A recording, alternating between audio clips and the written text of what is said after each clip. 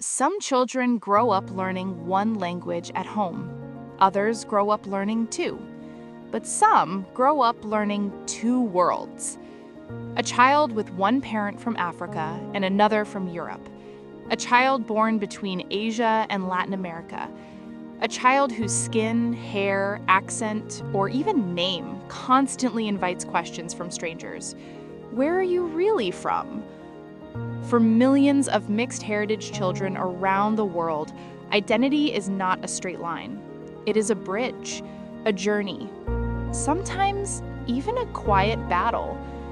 And yet, hidden inside that struggle is something deeply beautiful: the ability to carry more than one story in a single heart. For centuries, societies were built around boundaries: language, religion, tribe, nation, race. Families often stayed within familiar traditions, preserving customs passed down through generations. But history has never truly been separated. Trade connected continents. Migration reshaped civilizations. War displaced families, and love crossed borders anyway. Over time, more children began growing up with identities that did not fit neatly into a single box. Today, mixed heritage families exist in nearly every corner of the world, from Lagos to London, from Tokyo to Toronto, from Rio de Janeiro to Johannesburg.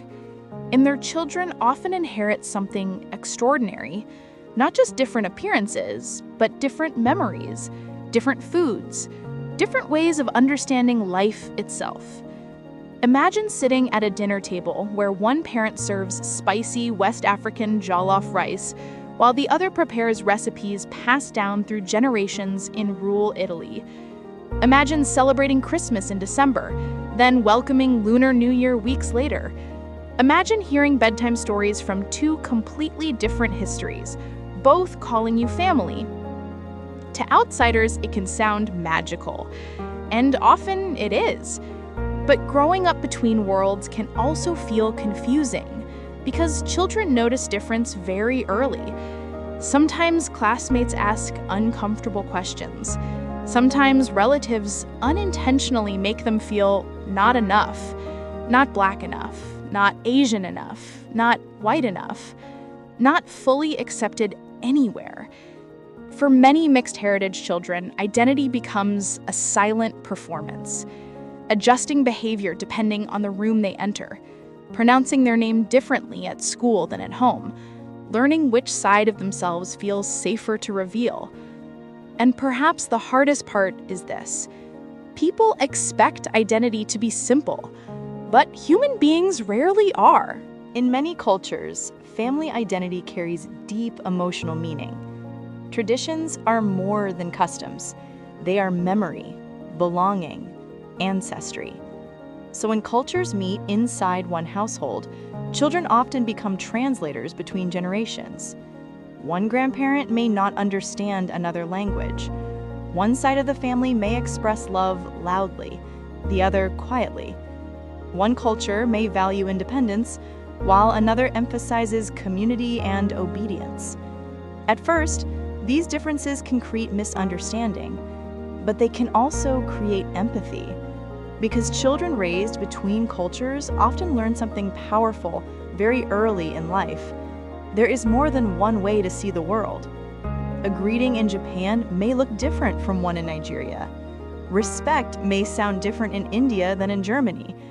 Love may be expressed differently in Brazil than in Korea.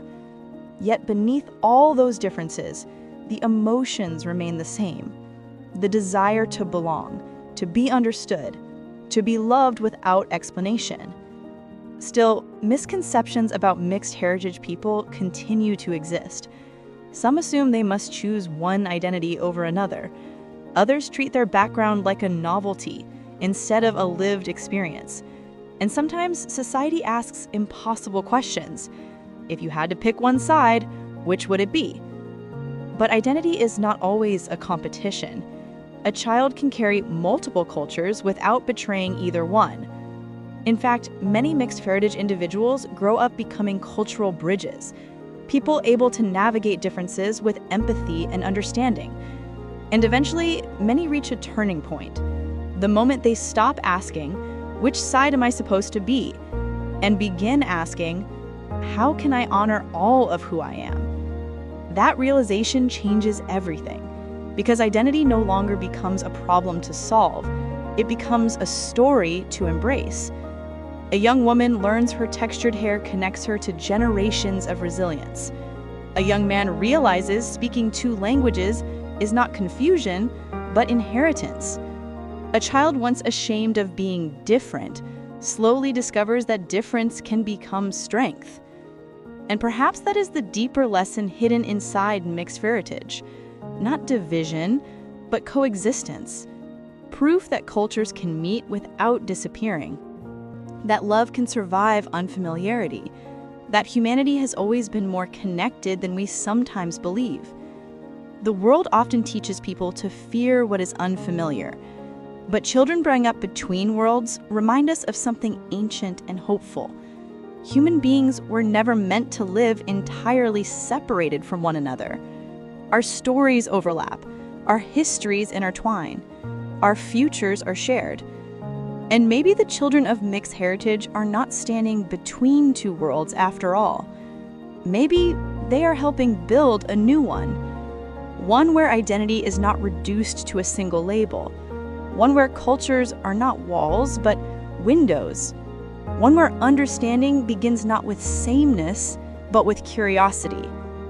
Because at the end of the day, beneath every language, every skin tone, every tradition, there is still the same human heartbeat, searching for connection.